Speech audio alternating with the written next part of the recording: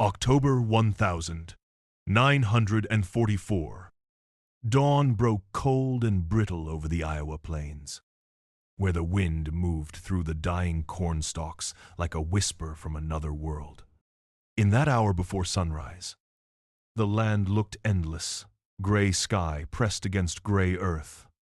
The only motion, the thin ribbon of steam curling from a train that slowed as it approached Camp Alona. The whistle cut through the silence like a blade, a sound both mournful and defiant, as if it carried echoes of the dying war thousands of miles away.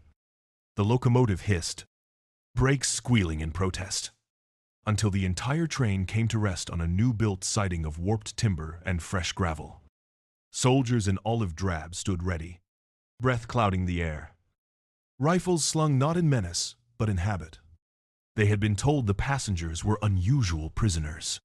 Yes, but unlike any others who had come before, this was not a shipment of weary Wehrmacht foot soldiers or captured U-boat men. These were women, 12 of them, members of the German military auxiliaries, bound for an experiment that few in the army had anticipated. The first female prisoners of war ever to be interned on American soil. Inside the small administrative building overlooking the platform, Margaret Sullivan stood at her window, her fingers unconsciously tracing the gold star pinned to her lapel. It caught the faint light like a flame small, steady, and painful to look at. Her son, Tommy, had been declared killed in action 3 months earlier in France. She had wept once silently when the telegram arrived, and then folded her grief into the tidy corners of her uniform. Now she was the commanding civilian administrator of Camp Alona, determined that discipline and decency would coexist within its barbed wire fences. The eyes of the War Department, and perhaps the world, were on her, out on the platform. The first car door groaned open. From the steam and shadows stepped Greta Hoffman, her gray auxiliary uniform pressed as neatly as her circumstances allowed. At 28, she carried herself with a teacher's composure, the poise of someone who had once faced restless classrooms in Hamburg before the war conscripted her into the Luftwaffe Communications Corps. Her eyes swept the platform with wary curiosity. The Americans looked larger than she expected, their uniforms broader at the shoulders, their faces hard but not cruel. Behind her, 11 other women descended, their boots clicking against the wood planks in hesitant rhythm. Among them were nurses, clerks, and radio operators, faces pale from the long voyage across the Atlantic, from prisoner trains that had rolled west through bombed-out Europe and across the breadth of an unfamiliar continent. Their arrival in Iowa, of all places, felt almost absurd. Some of them had imagined America as a land of cities, movie stars, and skyscrapers. Instead, they found wind, silence, and endless fields of corn that shimmered pale gold even under a cloudy sky. From the group of soldiers stepped Sergeant Frank Riley, a weathered veteran of the North African campaign. His voice carried across the platform, sharp, but not unkind. "Ladies, welcome to Camp Alona. You'll be processed under the Geneva Convention. No rough treatment, no shouting. Follow instructions, and we'll get along just fine." Greta nodded, answering in careful English, "We understand. Sergeant, we will comply." Her accent carried the formal precision of someone who once taught grammar rules by chalkboard. It struck Margaret, watching from her window, that this woman did not look like an enemy at all. 200 yards away, in the low white building that served as the camp's kitchen, Private Sam Washington stirred a vat of soup, humming softly beneath his breath. The rhythm of the ladle moving through broth and vegetables steadied him, the same way his grandmother's hymns once steadied her hands over a hot stove in Montgomery, Alabama. The war had taken him far from home, but the kitchen, any kitchen, was familiar ground. He had heard about the new arrivals that morning. German women, they said. Prisoners, yes, but not soldiers. Sam had cooked for captured men before some polite, others sneering, but women were different. He wondered whether they'd eat what he made, whether they'd wrinkle their noses at the food that reminded him of home. Outside, Margaret descended from her office, clipboard in hand, and approached the line of new arrivals.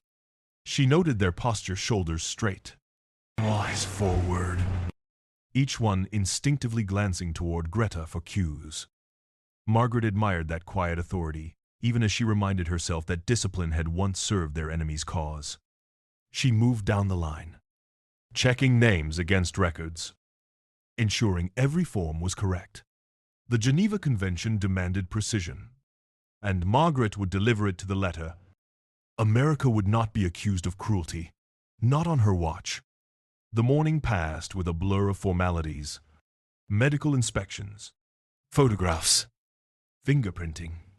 The guards spoke little, the women spoke even less. Yet beneath the procedural rhythm, a fragile curiosity took root. A few of the women noticed that the camp was clean, its barracks whitewashed, the beds neatly made. They had expected rough treatment, maybe even abuse. Instead, they found order and a strange sense of calm. By midday, as the last of the paperwork was filed, the camp bell signaled lunch. Steam rose from the mess hall chimney, carrying with it the faint scent of butter and cornmeal. The women were led inside, where long wooden tables gleamed under the glow of hanging lamps. Sam Washington emerged from the kitchen, balancing trays with practiced grace. He had prepared soup, standard military fare, but also something special. He wanted to offer welcome in the only language he knew: food. He set on each tray a small square of golden bread, glistening with melted butter. Cornbread, simple, hearty, and unmistakably Southern. He thought it might comfort them, remind them that even here, a long way from home, kindness existed. But as the first German women looked down at the bright yellow squares, confusion flickered. Whispers rippled down the table. Greta picked up a piece, turning it in her fingers as if examining a strange artifact. "Das ist kein Brot," she murmured. "This is not bread." Laughter bubbled up light, almost innocent, but in the silence of the mess hall, it sounded like mockery. Sam froze in the kitchen doorway, a tray still in hand. He had seen many faces laugh before drunk soldiers, cruel officers, even hungry men who joked to hide shame, but this laughter cut differently. It was laughter at something sacred, at the humble food that had fed generations of his people when nothing else could. The guards stiffened. Margaret's pen paused mid-note, and Greta, seeing Sam's expression through the serving window, felt her laughter die in her throat. Something inside her, a teacher's instinct, a woman's empathy, recognized the wound she had opened. Outside, the wind picked up again, scattering the last dry leaves across the barbed wire fences. The train that had brought them was already gone, a line of smoke fading into the gray horizon. But its echo remained, haunting and unresolved. Later, Greta would remember that moment, the warmth of the bread in her hand, the sudden cold in the air, and the look in the cook's eyes as the true beginning of her captivity. Not because she was behind American wire, but because she realized that war had blinded her not just to mercy, but to meaning. The story of Camp Alona, like the war itself, would unfold from that single, fragile misunderstanding. A laugh over a piece of bread that was not bread. And though no one in the room could have guessed it yet, that laughter would one day return, not as mockery, but as music, as a song hummed through tears in the heart of a blizzard. When people today think of World War II, they picture the chaos of Europe, the jungles of the Pacific, and the thunder of front lines that devoured nations. What few realize is that while American soldiers fought across oceans, Another front existed quietly at home, a strange pass, secret mirror of the war itself. By 1944, the United States was host to over 400,000 German prisoners of war, scattered across more than 500 camps stretching from California to Maine. Most were men, weary, disillusioned soldiers captured in North Africa or France, transported across the Atlantic in Liberty ships repurposed as floating prisons. But among them, there were a few exceptions. Women, auxiliaries of the Luftwaffe and Wehrmacht, captured during the collapse of German defensive lines. Camp Alona, Iowa, would become one of the very few to receive them. To the War Department, this was more than logistics. It was a test of American ideals under pressure.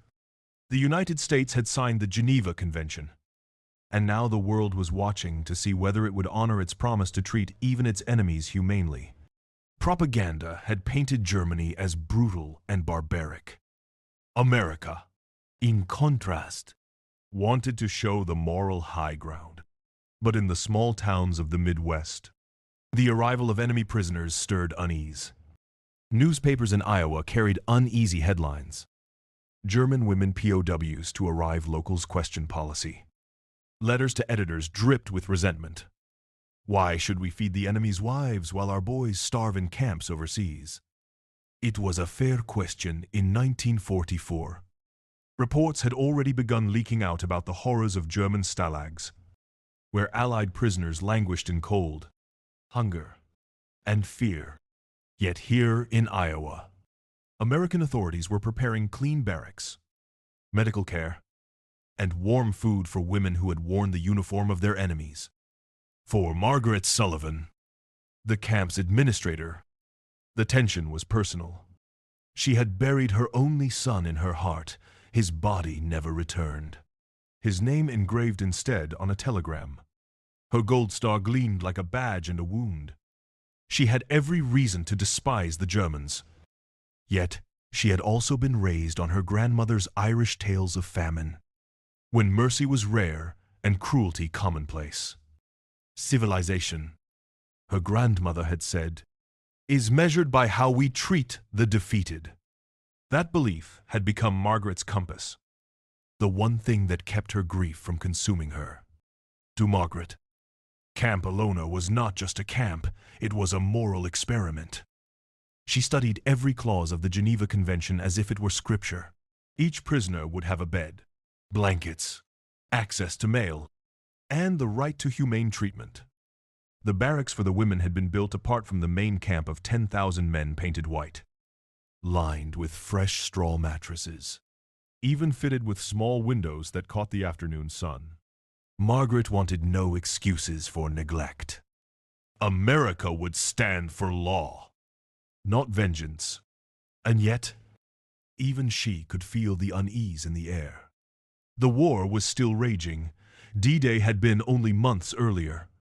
Allied troops now pushing through France toward the Siegfried Line. The headlines shouted daily of the Battle of Aachen, of the advance into the Rhineland. Boys like Tommy, her Tommy, were dying every hour in the mud and smoke of Europe. And here she was, preparing soap, rations, and cornbread for the very people whose nation had caused it. Greta Hoffmann, the German prisoners' de facto leader, was the picture of composure when she arrived. But her calm hid exhaustion. Before the war, she had been a schoolteacher in Hamburg, teaching children Goethe and Schiller under portraits of Hitler that stared down from classroom walls. When the bombings began, she volunteered for the Luftwaffe's Nachrichtenhelferin and signal auxiliaries, hoping to contribute to what she had been told was her country's noble struggle. Now she wondered what it had all been for. In her file, Margaret had underlined a sentence from Greta's interrogation transcript. I joined to serve my country, not to hate others.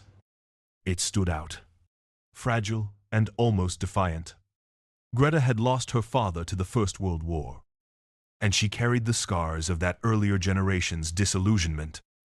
Her manner inspired trust among her fellow prisoners.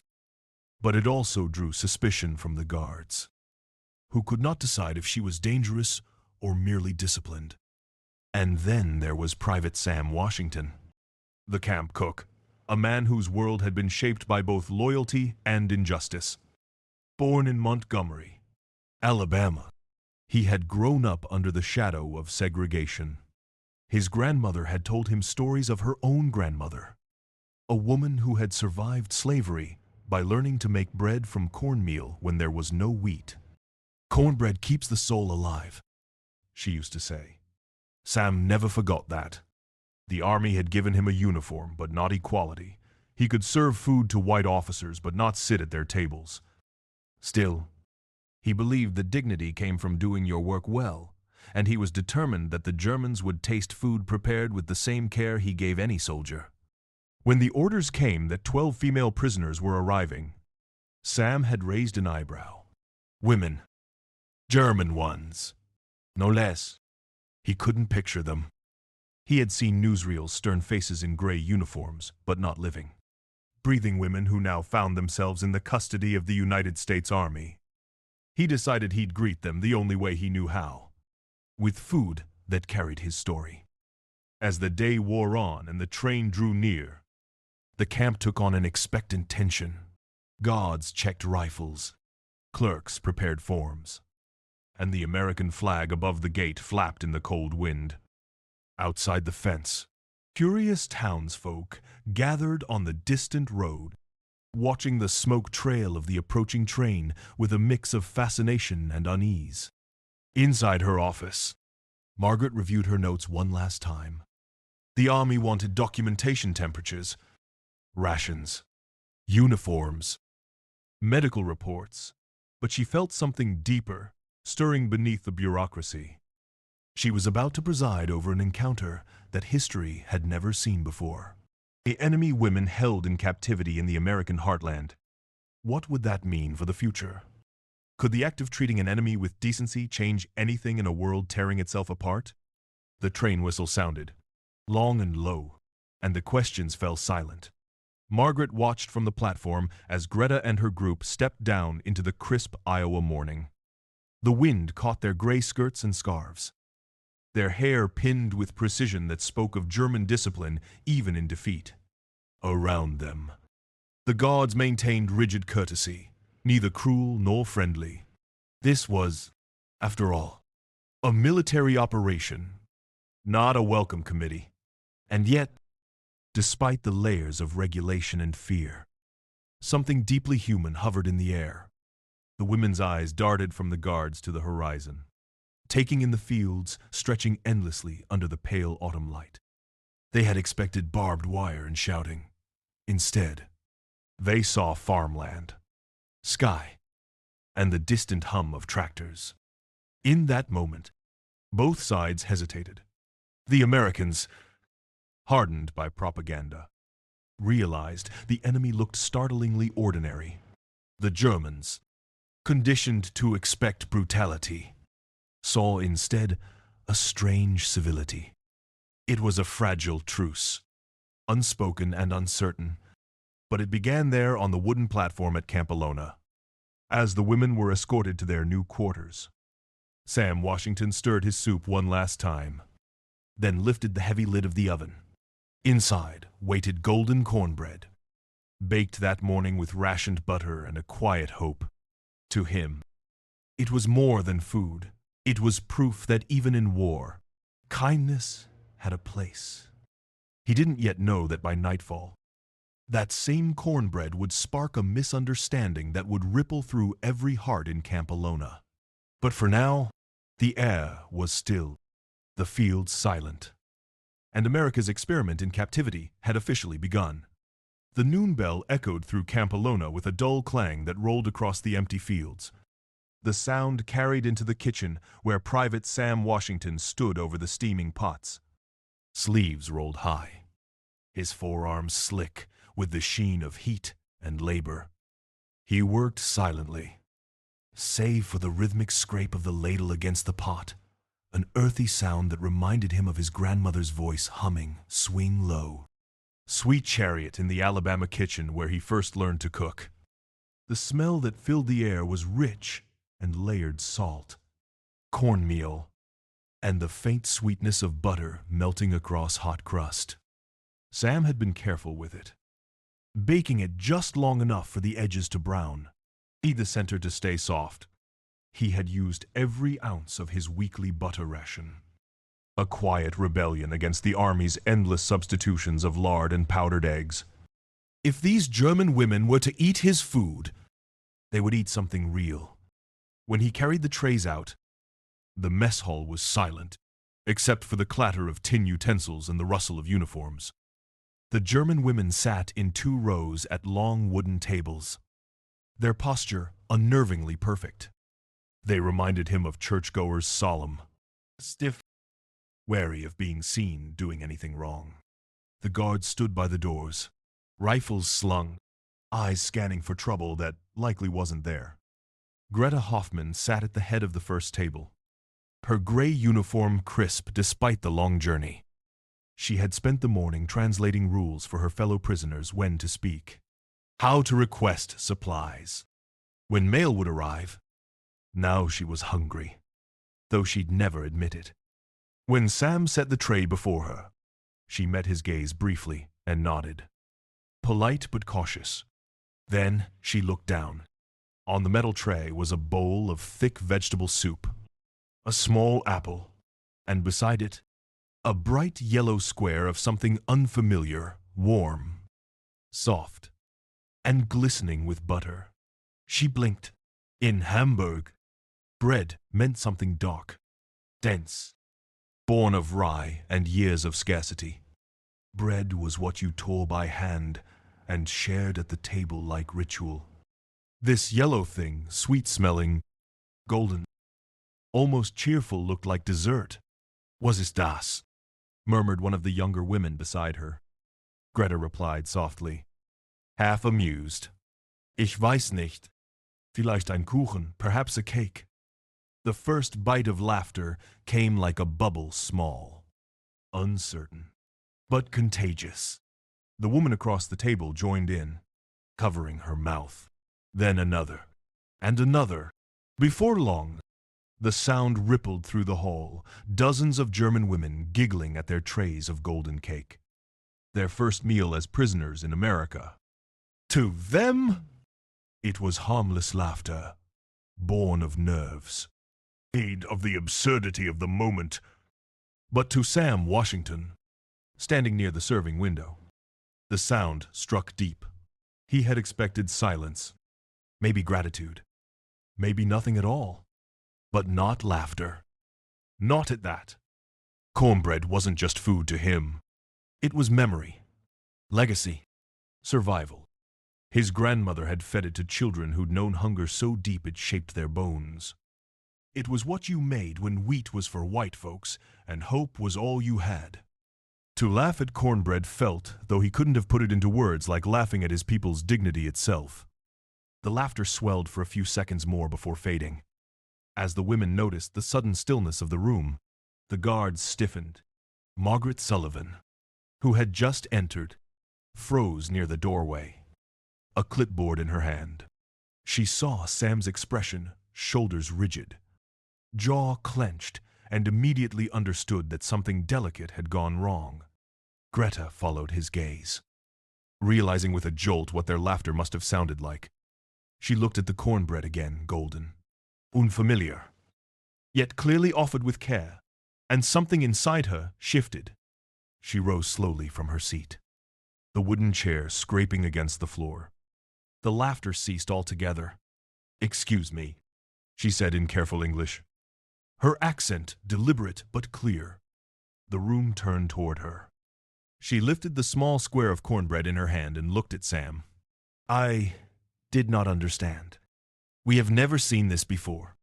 But it smells." She paused, searching for the word. "It smells kind. Like something made with love." The last word caught awkwardly in her mouth, but it was enough. Sam blinked, unsure whether to be angry or embarrassed or both. He gave a brief nod and turned back toward the kitchen, the sting in his chest easing just slightly. Margaret exhaled, relief flooding through her. Crisis averted, for now. But as she looked around the room at the foreign women clutching their trays, at the American soldiers, watching them like statues, she felt a new weight settle over her. The war might be oceans away, but the battle for understanding had just begun right here. Over something as simple as a piece of bread. Later that night, after the camp had gone quiet and the guards made their rounds, Greta sat by the narrow window of her barrack, turning the day's events over in her mind. Outside, the wind moaned across the prairie, carrying with it the scent of earth and distant cornfields. She thought of home, of the bakery, down the street in Hamburg. Now a pile of rubble, of her mother's letters written in careful script that might never reach her now. And she thought of the cook, the man whose eyes had burned with hurt pride at their laughter. She didn't know his name yet. Only that he was a soldier too, though the war had given him a different weapon. Kindness. In her journal, a small leather-bound book she had hidden in her uniform pocket since capture, she wrote, "Today we arrived in America. It is a strange place. They treat us with a politeness I do not understand. We laughed at their bread, and I think we wounded a man who did not deserve it. I must learn this country through its food, its silences, its wounds. Perhaps that is how one begins to understand the enemy, by seeing what they hold sacred." Meanwhile, in his small kitchen quarters, Sam sat on his cot, hands clasped, the smell of butter still clinging to his clothes. He told himself it didn't matter, just a misunderstanding. But deep down, he knew something important had been exposed that day. These German women had no idea what cornbread meant. They didn't know the weight of it, the survival baked into every crumb. And yet, something in the way that one woman, the one with the gray eyes, had spoken to him stayed in his mind long after the lights went out. "It smells kind," she'd said. No one had ever described his food that way before. Outside, the wind howled against the barracks, rattling the tin roofs. The prairie stretched wide and silent. But inside the camp, something invisible had begun to grow, something fragile and almost impossible. A bridge. It had been built not from treaties or orders, but from a misunderstanding, a laugh, and a piece of golden bread that wasn't bread at all. By November, the Iowa wind had sharpened into something that cut. It came off the fields in long, unbroken gusts, carrying the scent of frozen earth and the promise of snow. The camp's fences hummed with it, and the flag above the main gate snapped in defiance. Its colors faded by months of prairie sun. Camp Alona was settling into its rhythm. The days followed an exacting schedule roll call. Meals, assigned labor, inspection, lights out. But beneath that military precision, a kind of strange peace had taken hold. The war was distant, half a world away. And though it ruled their fates, it no longer ruled their every moment. The 12 German women, once strangers even to one another, had begun to form their own community. They cooked when allowed, stitched uniforms for the army, translated letters, and swept the barracks until they gleamed. The guards, some young, some broken from battle, watched them with a mixture of suspicion and boredom. But after weeks without incident, even the soldiers began to soften. They nodded in greeting now, shared cigarettes in the yard, sometimes even asked the women to teach them German words. Still, there were boundaries. The Americans stayed on their side of those invisible lines, and the prisoners stayed on theirs. Margaret Sullivan, ever watchful, made sure of it. She knew how fragile respect could be when born of war. Her office overlooked the yard, and from her desk she could see almost everything: the drills, the deliveries, the daily walks. She had learned to read moods by posture, tension in a guard's shoulders, fatigue in a prisoner's step. But what she hadn't expected was the slow ache of quietness. War camps, she had thought, would be noisy shouts, orders, commotion. Instead, Camp Alona moved like a monastery. One evening, as dusk fell over the wire, she stood at her window with a cup of weak coffee and watched the women return from the workshop. Their breath made small clouds in the cold. At the rear of the group, she noticed Greta Hoffman walking alone, her hands clasped behind her back. She had the bearing of someone who once led classrooms, not military units. Margaret found herself wondering who had this woman been before the war had rearranged her life. That same evening, in the kitchen, Sam Washington was baking again. He worked by the yellow light of a single hanging bulb, sleeves rolled, the smell of cornmeal and smoke wrapping around him like memory. Since the bread incident, he had noticed the women watching him differently. Not with mockery, never again, but with quiet curiosity. Sometimes they lingered at the mess window after meals, murmuring a thank you in hesitant English. And one of them, always the same one, the one with the gray eyes, had begun to leave something behind. The first time, it was a small folded paper napkin with a pencil sketch of a loaf of bread. Below it, in neat handwriting, for the man who makes the bread that is not bread. Sam hadn't known what to make of it. He kept it folded in his pocket, touching it sometimes when the days felt long. The second time, she left a small scrap of verse. He couldn't read it. It was in German, but he recognized poetry when he saw it. The rhythm of the lines, in the care of the script. He tucked that one under his cot, beside the tin cross his mother had given him before he shipped out. By late November, the camp had changed in small, invisible ways. A few of the guards' farm boys from Kansas and Nebraska had started trading jokes with the prisoners during work hours. The women, in turn, began sharing small things they could make. Hand-sewn mittens from old cloth, embroidered initials on napkins, even paper snowflakes cut from the edges of army forms. It was all strictly forbidden, of course, but Margaret turned a blind eye as long as the rules weren't broken in spirit. She knew that, in a place so isolated, humanity had to find its cracks somewhere.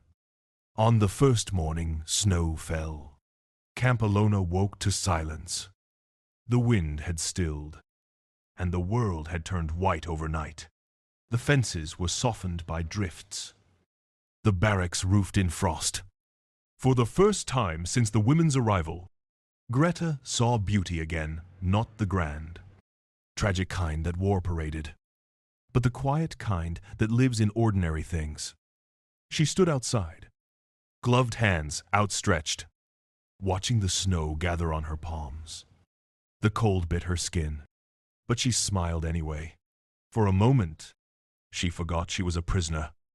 From across the yard, Sam watched her through the kitchen window. He didn't know her name yet, only that she was the one who had stopped the laughter that day in the mess hall, the one who'd called his bread kind. That morning, he baked early. He had found a small bag of sugar in a misdelivered supply crate and decided to make something extra cornbread sweetened just enough to feel like a holiday. He told no one. When the meal bell rang and the women came in from the cold, he placed one pan aside. As the last tray was passed down the line, Greta found hers a little different. A square of bread. Yes, but dusted with sugar that glittered like frost. She looked toward the kitchen, and there he was, leaning against the counter, trying not to watch her too directly. Their eyes met for just a second, long enough to make both of them look away. Later, when the meal was done and the hall empty, Margaret walked through to check the kitchen. She found the leftover crumbs of the sugared cornbread cooling on the counter. "Private Washington," she said gently. "You used rations for this." Sam froze, half expecting a reprimand. "Yes, ma'am. I figured the cold might sit better with something sweet." Margaret studied him for a moment. The weariness in his eyes, the quiet pride. She thought of her son, how he had written home from France about a French child who gave him a crust of bread during a bombing raid. She picked up one of the crumbs, tasted it, and smiled faintly. "Carry on. Private?" That night, as the snow deepened around the camp and the sky turned the color of steel, two people on opposite sides of a war lay awake, each thinking of the same small kindness. Baked golden and warm in a world gone cold. In her barrack, Greta wrote in her journal, "The snow today looked like forgiveness." And in the kitchen, Sam wrote home to his grandmother for the first time in months. "I made bread for the enemy today, and somehow it didn't feel like losing." Outside, the fences of Camp Alona stood silent under the snow, less like a prison now, and more like a line waiting to be crossed. By early December, Camp Alona had become a place of routines and rituals, roll call, rations, and rest.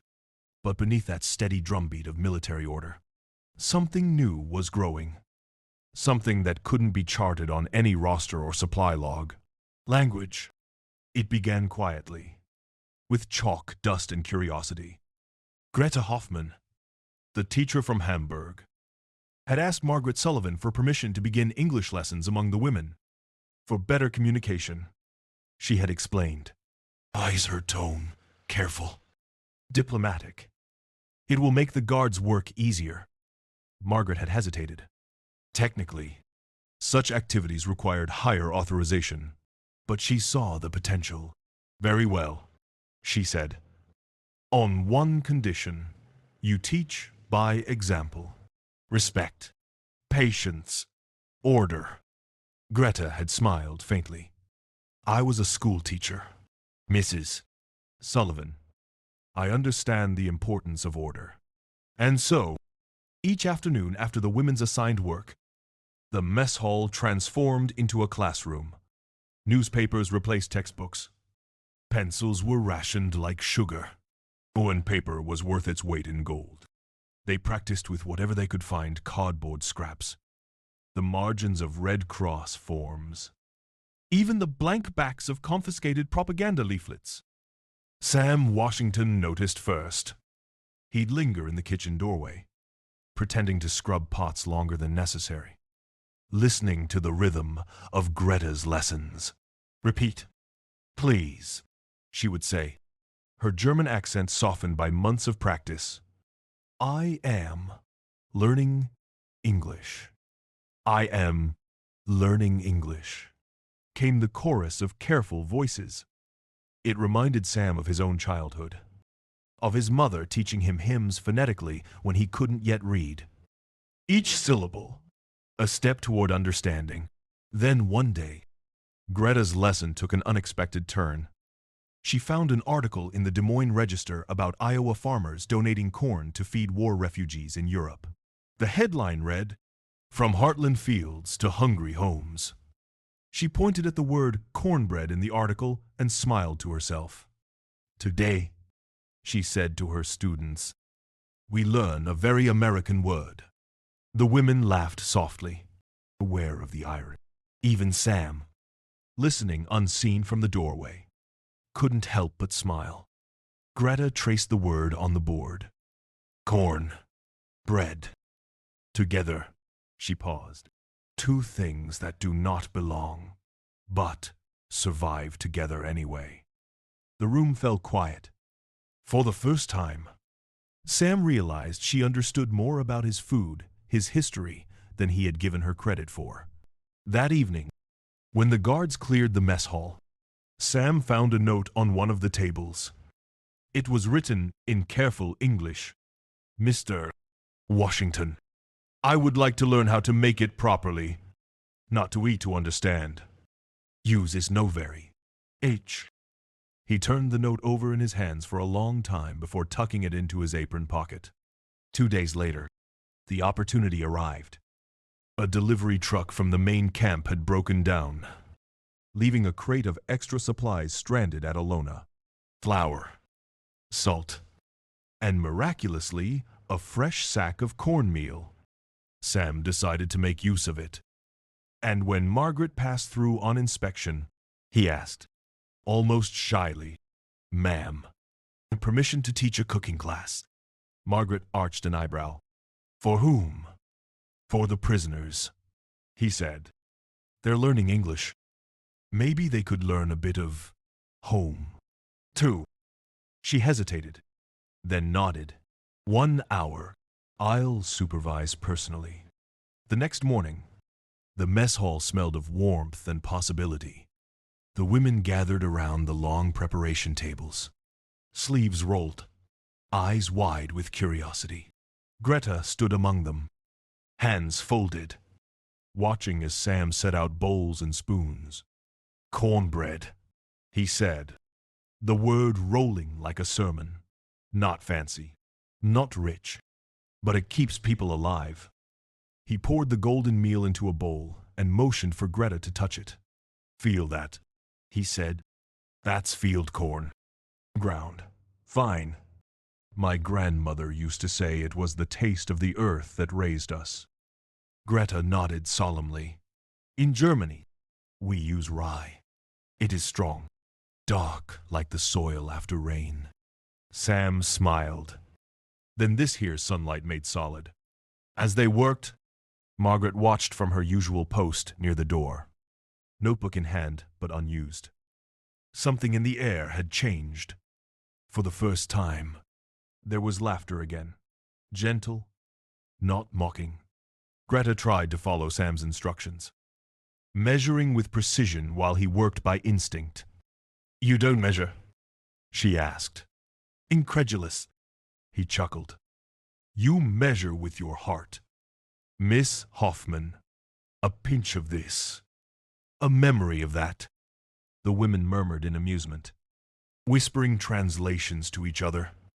When the first loaf came out of the oven, golden, steaming, perfect, Sam cut it into small squares and placed them on a tray. He hesitated before serving. "You know," he said, "this ain't just bread. It's what people made when they had nothing else. During slavery, my great-grandmother fed her family with it. During the Depression, it kept towns alive." Greta looked at the cornbread, then back at Sam. "In the war, we ate ersatz bread, sawdust, and potato. We told ourselves it was food." Sam nodded slowly. "Guess all of us learned what hunger does to pride." The hall was silent for a long time after that. Then, quietly, Greta broke a piece in half and handed it to Sam. "We share." "Yes." He accepted it.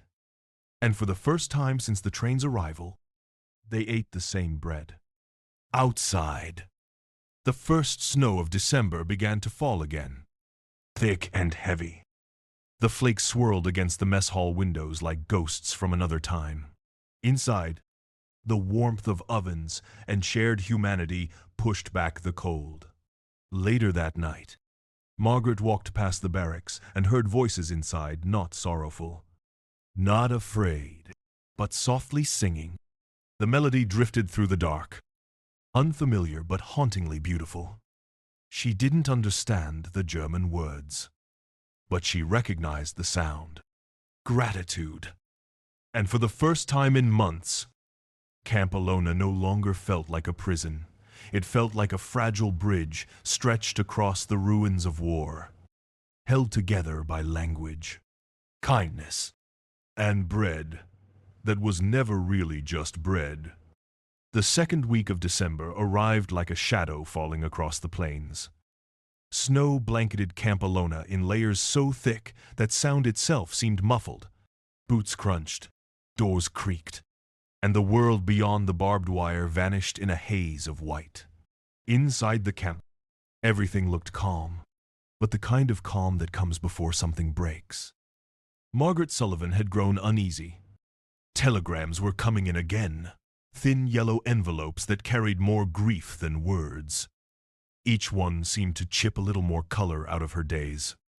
She still wore the gold star on her lapel, the emblem of sacrifice that could silence any conversation.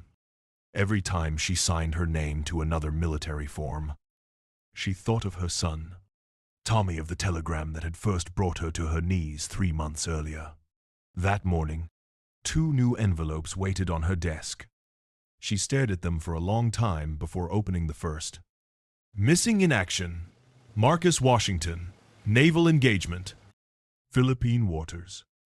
Her stomach dropped. Marcus Sam. Washington's son. She closed her eyes, pressing her fingers against her temples as if she could somehow block out the weight of the words. She knew too well what that phrase meant. Missing was a cruel word, half hope, half grief. It suspended a person between 2 worlds, alive and dead at once. For several minutes, she sat in silence before folding the telegram carefully and heading for the kitchen. Sam was at his station, peeling potatoes, movements slow and methodical. Private Washington, she said quietly.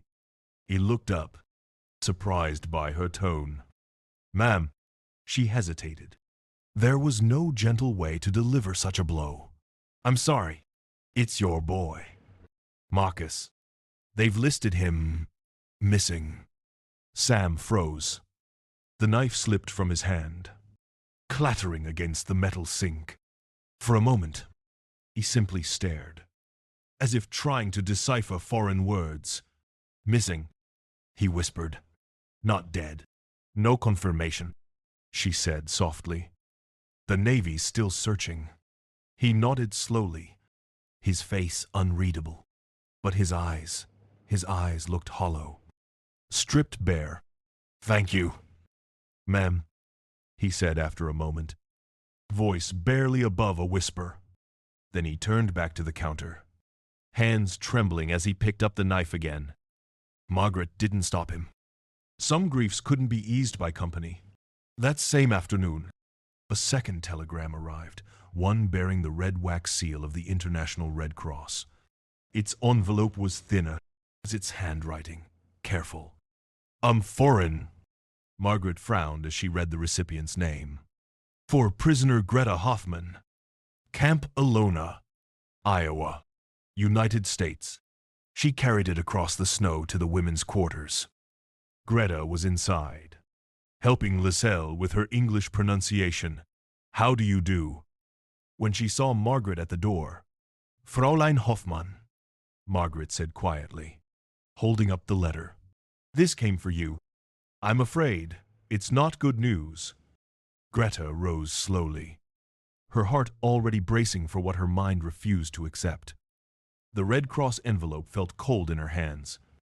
She broke the seal and unfolded the single sheet. The handwriting was unmistakable, her sister Anna's. Or what had once been Anna's before fear had made it tremble. But the words, Hamburg destroyed, the harbor gone, Anna missing, children safe in the countryside. No further word. Greta read the message twice before she understood it. Her hands began to shake. She tried to speak, but the air caught in her throat. Margaret reached out instinctively, her voice low. I'm so sorry. Greta didn't answer. She folded the paper again, precisely, methodically, as though neatness could restore order to the chaos it contained. Then she sat down on her cot and stared at the floorboards until her vision blurred. That night, 2 people, one black cook, one German prisoner, sat in different corners of the camp, united by the same hollow silence. Sam didn't eat. He stood in the kitchen long after curfew, staring at the pot of soup cooling on the stove. His hands moved without thought, cleaning, scrubbing, resetting every utensil in perfect order. He'd done this when his wife died years before, kept his hands busy so his mind wouldn't drown. Greta, meanwhile, lay on her cot, clutching the telegram as if warmth could bring back the sister, lost beneath rubble half a world away.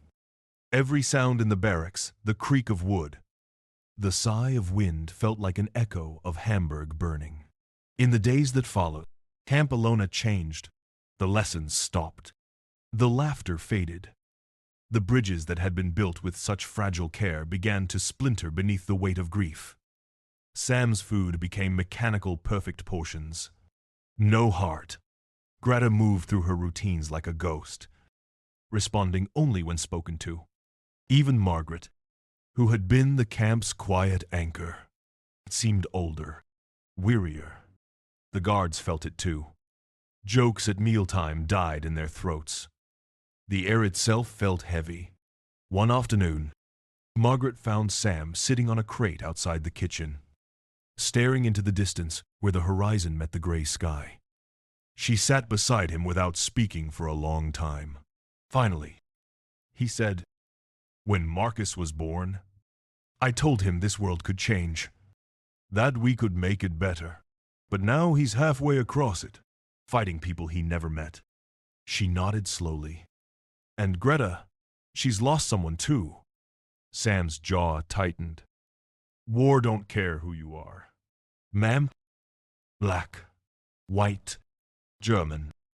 American, it breaks you the same." He rose, brushing the snow from his coat, then glanced toward the women's barracks. "Guess she knows that now too."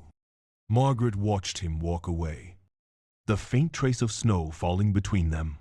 That evening, Greta stood at the mess hall window, watching the kitchen lights flicker in the distance. The snow outside was endless, the world reduced to white and shadow. For a long time, she simply watched the light and wondered if the man who baked sunlight into bread still believed in it. Then, quietly, she whispered in English, the language he had taught her. "A word, by careful word, I am sorry." Outside, the wind swallowed the words before anyone could hear them. But inside the camp, something shifted, a pause before the next storm. A silence that waited to be filled not with sorrow, but with song. The storm came without warning. By the morning of December 22nd, Camp Alona had disappeared beneath a curtain of snow. The fences, the watchtowers, even the guard barracks were half buried, their outlines softened to pale humps in the white. The sky was a hard gray, and the wind howled so fiercely that orders vanished mid-sentence. The storm swallowed sound, swallowed distance. It turned the camp into an island adrift in ice. Inside the mess hall, the stove burned low and constant.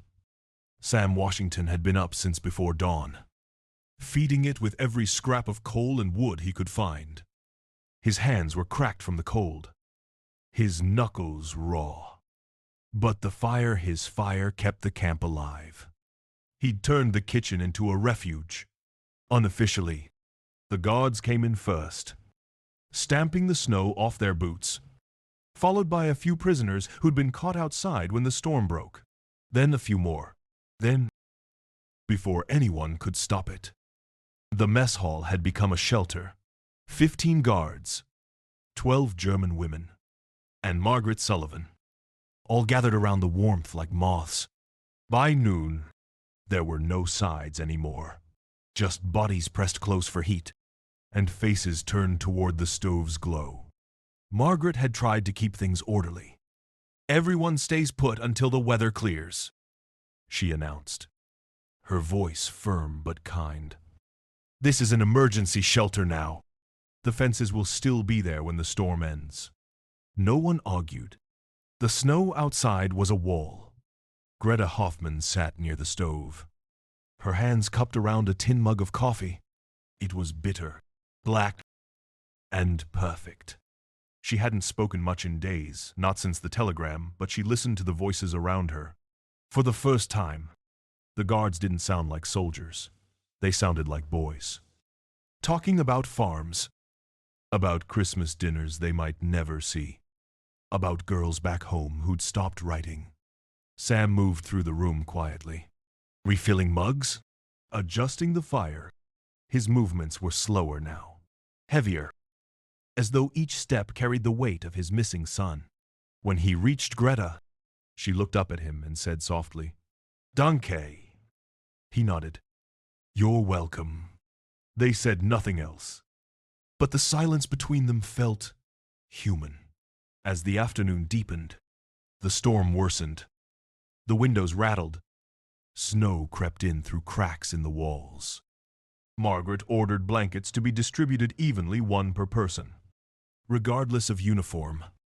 That simple act, more than any speech, shifted the room's temperature. By nightfall, the wind had grown too fierce, even for conversation.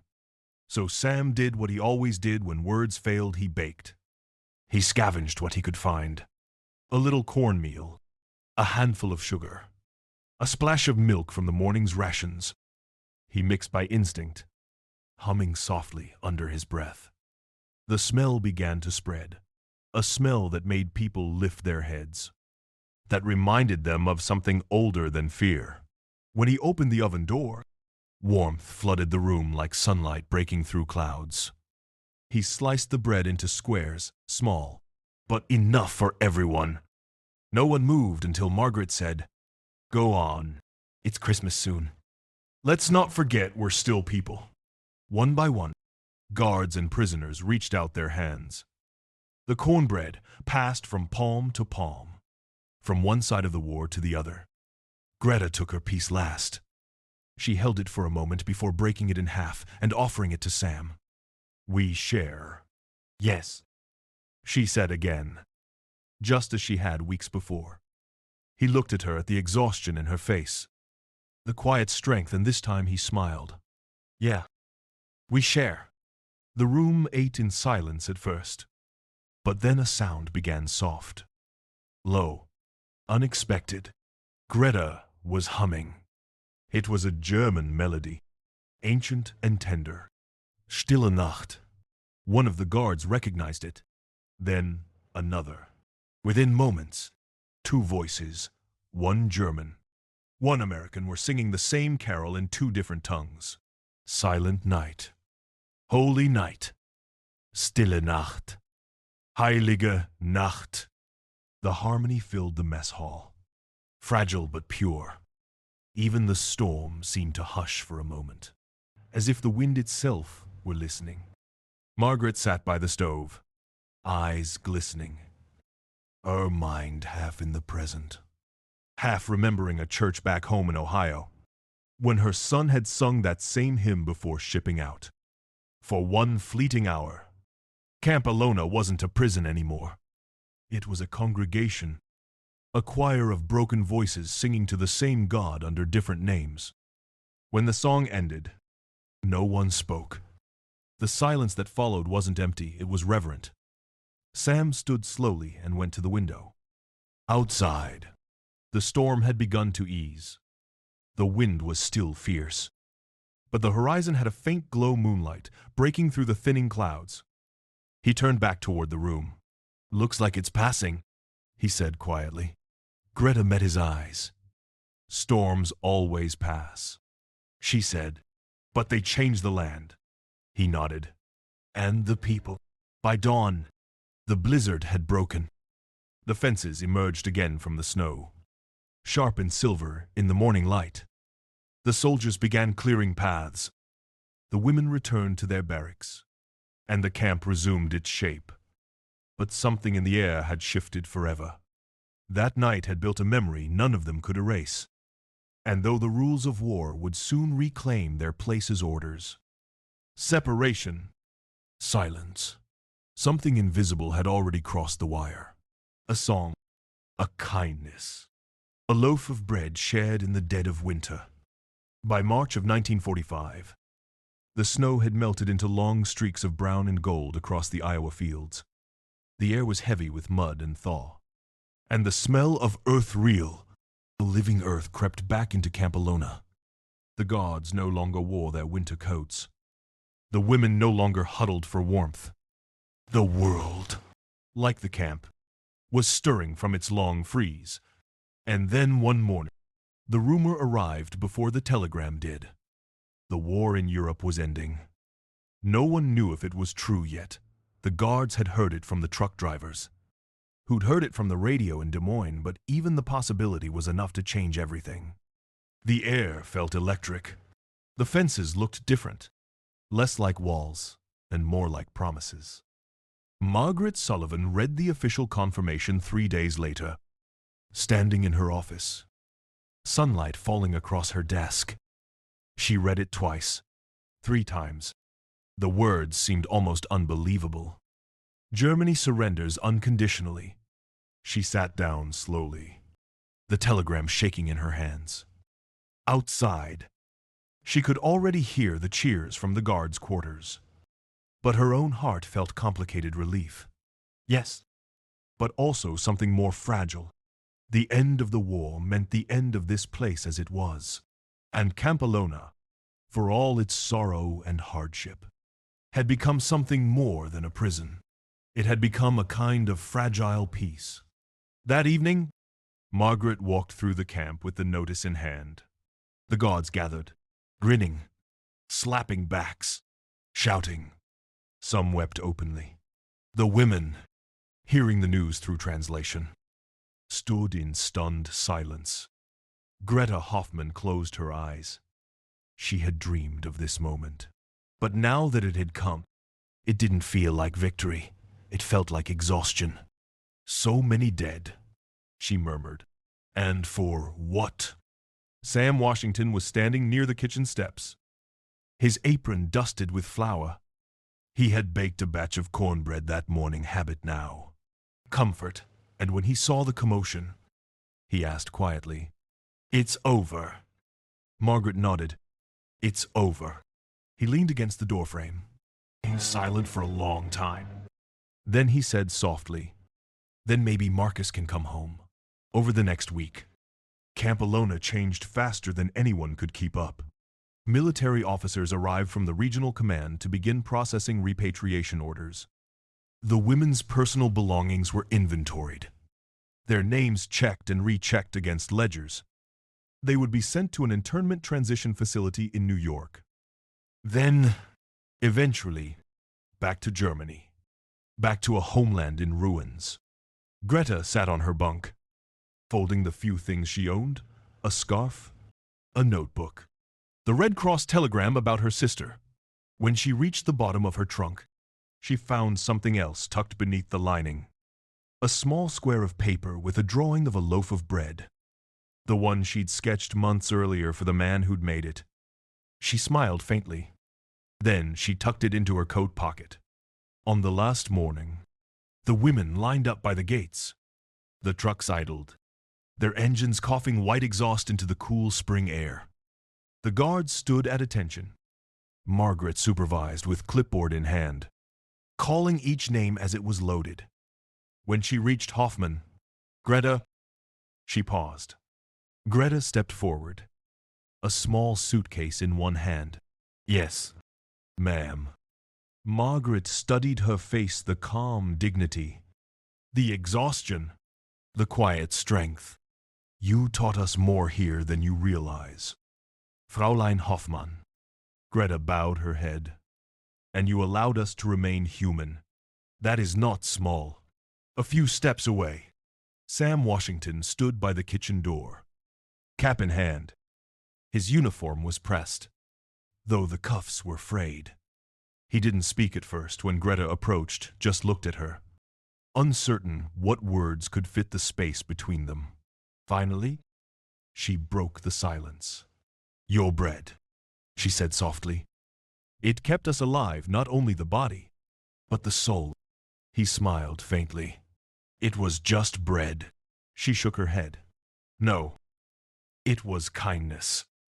In a time when kindness was a dangerous thing." She reached into her coat pocket and handed him the folded paper. "A souvenir," she said. He opened it.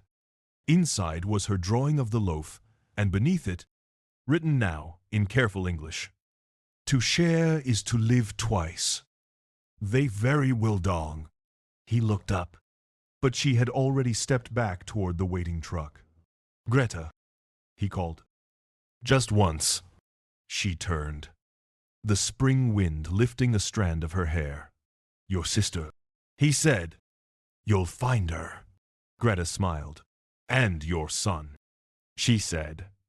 "You'll hear from him." They held each other's gaze for one long moment, two people from opposite sides of a shattered world. bound by bread, loss, and mercy before the god signaled, and she climbed aboard. The truck's engine roared to life. The convoy rolled forward through the open gates, the fences parting like curtains. Greta looked back once. Sam raised his hand in quiet salute. She lifted hers in return. Then the trucks turned east, disappearing down the dirt road toward the horizon. That evening, the camp was strangely silent. The bunks were empty, the workshops bare. For the first time since autumn, Sam stood in the mess hall alone. He set a pan of cornbread to bake, though there was no one to feed now but the memory of them. The smell filled the air, once more sunlight, smoke, survival. When it was done, he cut a single piece, carried it outside, and placed it on the snow-damp earth just beyond the fence line. "For the ones going home," he said softly. Then he sat on the step and watched the horizon burn orange with sunset. Margaret found him there later, hat in her hands, her eyes tired but gentle. "We'll be closing the camp next month," she said quietly. "They're sending us home too." Sam nodded. "Feels strange, don't it, to have peace after you got used to fighting?" She looked out toward the road where the trucks had vanished. "Peace is harder to keep than war," she said. He smiled, faintly. "Then I guess we'll just have to keep baking it." Spring came fully that year. Grass rose where snow had buried the barracks. The flag over Camp Alona faded one last time in the sun, then was lowered and folded away. By summer, the fences were gone, and the prairie took back the land. Only the foundation of the mess hall remained stone and earth and feet. If you stood very still on a quiet evening, you could almost smell cornbread on the wind. And sometimes, faintly, the echo of two voices, one saying, "We share," "Yes," and another answering, "Yeah, we share." Berlin, 1942. The city was a patchwork of scars, half rebuilt, half haunted. Cranes rose where bombed-out shells still stood. Between them, children played in rubble, as though it were sand. Greta Hoffmann walked down Friedrichstrasse with the cautious steps of someone still learning how to belong in peace. 7 years had passed since the gates of Camp Alona had closed behind her. The years had taken much. Her sister Anna confirmed among the dead. Her former school turned to ash. Her homeland divided not just by walls, but by wounds. But they had also given her something purpose. Greta now worked for UNESCO, helping rebuild schools and train teachers across post-war Europe. It was slow work, humble work, but every blackboard she restored felt like a prayer answered. That morning, she'd been asked to attend an international conference on educational recovery, hosted in a newly rebuilt American Cultural Center near the Brandenburg Gate. The building smelled faintly of fresh paint and hope. Inside, men and women from across the world greeted each other in the new language of reconciliation. French, English, Russian, German, all braided together awkwardly but sincerely. And there, at a long table lined with coffee, urns, and pastries, stood a man she thought she'd never see again. Sam Washington. Older now, his hair touched with gray at the temples. His posture a little slower, but unmistakably him. He was talking quietly with another delegate, an American agricultural advisor from Alabama. His rich baritone voice carrying across the room like a memory made sound. Greta froze. Her heart began to hammer in her chest. She hesitated for several moments before stepping forward, her shoes clicking softly against the marble floor. "Mr. Washington," she said. He turned, and for an instant, confusion crossed his features. Then recognition dawned like sunrise. "Miss Hoffman," he said, his voice low with wonder. "Well, I'll be." They stood there in silence. Two ghosts from the same story, unexpectedly alive again in its sequel. "I heard you came back to Europe," he said after a moment. "Teaching again." She smiled. "Yes. Though I think I learn more than I teach." She hesitated, then added softly, "And you?" "I came over with the Marshall Plan," he said. "Working on food programs, school meals, farm cooperatives. Trying to help folks grow what'll keep them fed." His gaze softened. "Seemed right. After everything." For a moment, the smell of Iowa cornfields seemed to drift between them. Then Greta reached into her handbag and withdrew a small packet wrapped in brown paper. "I've been carrying this for years," she said, handing it to him. He unfolded it carefully. Inside was a square of dried cornbread, sealed in wax paper and bound with string. On top lay a note, written in her elegant hand, "For the man who taught me that bread can mean mercy." He laughed quietly, a sound touched with emotion. "Still saving my cornbread." "Huh." She shook her head. "No. Saving what it stood for." For a long time they said nothing. Around them, diplomats spoke of treaties and rebuilding, of futures mapped in ink and intention. But for the two of them, the truest diplomacy had already been done in a cold mess hall, with cornmeal and compassion. "I never thanked you properly," she said at last. "For what you gave us." He smiled, faintly. "You already did.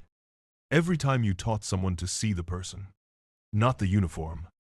They sat together in the corner of the hall, sharing coffee and stories until the afternoon light slanted through the high windows. Greta spoke of the children she'd taught in ruined schools. Sam told her about his son, Marcus, found alive in a POW camp after the war, now working as a doctor in Atlanta. When the conference adjourned, they stood outside beneath the pale Berlin sky. "Funny thing," Sam said, gazing toward the city. "Back then, I thought the fences kept folks apart. But maybe they just showed us where to start breaking them down." Greta nodded, eyes glistening. "We began with bread," she said. He looked at her, a smile deepening the lines on his weathered face. "Seems to me," he said softly, "the world could use a lot more of it." A passing wind carried the scent of roasted chestnuts from a nearby vendor, mingled with the faint sweetness of cornmeal from a bakery across the street. Greta closed her eyes and breathed it in. The world was still broken. But somewhere in that scent, there was proof that even from hunger, something good could rise. As they walked away down the boulevard, one heading east, the other west, the church bells began to ring over Berlin, clear and bright against the evening sky. And for a fleeting, perfect moment, it sounded like the echo of an old song, the same one that had once filled a frozen mess hall in Iowa. "Silent night, holy night,"